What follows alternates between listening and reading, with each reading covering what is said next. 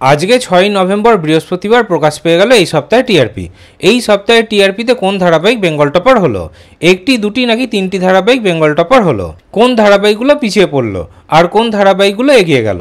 চলুন জেনে নেওয়া যাক এই সপ্তাহে টিআরপি। এই সপ্তাহে বেঙ্গল টপার হয়েছে পরিণীতা ধারাবাহিকটি। 6.8 টিআরপি নিয়ে প্রথম স্থানে রয়েছে পরিণীতা, আর এরপর দ্বিতীয় স্থানে জায়গা করে নিয়েছে পরশুরাম ধারাবাহিকটি।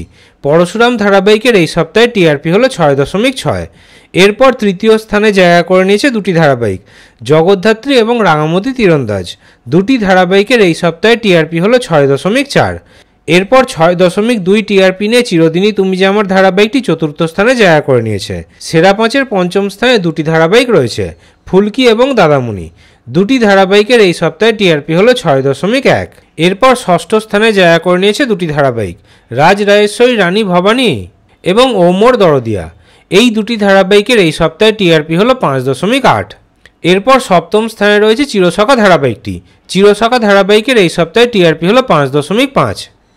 তারপর অষ্টম স্থানেও দুটি ধারাবাহিক রয়েছে, লক্ষ্মী ঝাঁপি এবং জোয়ার ভাটা।